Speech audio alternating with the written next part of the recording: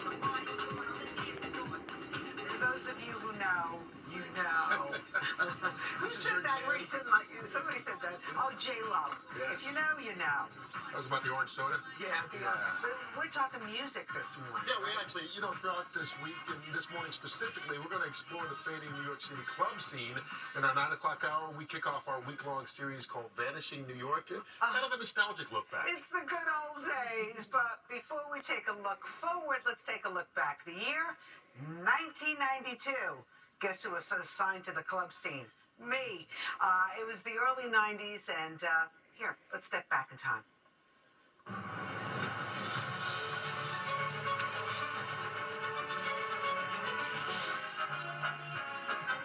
Clubs in the 1930s and 40s meant glamour.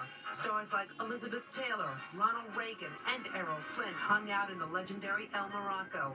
If they could see it now. This club, like many others, are trying to find their niche in today's New York nightlife. It isn't easy. Since the late 80s, numerous hot clubs like Mars, the Red Zone, and the Tunnel have died. El Morocco has also died a few times. But now consultant Peter Stringfellow has been brought in to give the club another life. He thinks the way to go is burlesque. We don't see ourselves as a gimmick. What we see ourselves as filling which is a new need. The late 70s to mid 80s was a gold mine for the club scene. Ian Schrager, an owner of two of the most successful clubs in New York, Studio 54 and the Palladium, says things have changed. A lot of people say, of course, the most obvious answer is, of course, the profound effect that AIDS has had on all of us and our social mores and the recession. Oddly enough, despite the economy, club owners are giving it another shot on a large scale. At least 3 new clubs will have opened by the end of the year.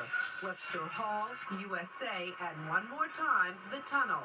Just like El Morocco, they seem to be reinventing themselves. This club is going to be more emphasis on fun. The 80s, I think, was a much more conservative, yuppie-ish type era. And I see the 90s reverting back to the late 70s where people, I guess, want to be less pretentious. Tomorrow, we'll take you into some of the new clubs. Rosanna Scotto, Fox News. All right, and as we mentioned, coming up in the 9 o'clock hour, we're going to take a look at the shrinking club scene here in the city. It's part of our week-long series, Vanishing New York. What do you miss most about New York? Those hairdos, maybe? You didn't see my hairdo from that time. All right, I can't wait to see that.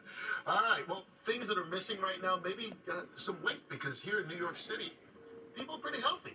They are? Yeah. Okay. I didn't realize New York City was recently ranked one of the top 20 healthiest cities in America. The city actually came in 18th in Wallet Hub's new ranking of the country's healthiest cities. This ranking out of 182 cities, so in the top 10%. Factors included the quality of healthcare, food, green space, and fitness. New York City didn't do so well in the fitness category, coming in 117th out of 182, but it did well in other places. 60% of New Yorkers being either overweight or obese affected the fitness aspect. Right. But we were second in the food category, which could explain the previous category overall. Exactly. All right. I'm following you on that. Thank you. That's one of us. Only San Francisco, which was named the healthiest city in all of America, was ranked higher in that category. The problem is the food is so good here that it's hard for us to stay on our You can diet. walk it off in the city. Yeah, you can. That's the goal. All right. You know what? Friday's earthquake gave some fresh ideas to T-shirt makers around This the is area. hysterical. It didn't take long for them to whip up some I Survived the New York City Earthquake t-shirts. Big Frog T-shirt company on the Upper West Side selling them at $10 a pop. The shop thought it would be a great joke for the window, but turns out some people really wanted them.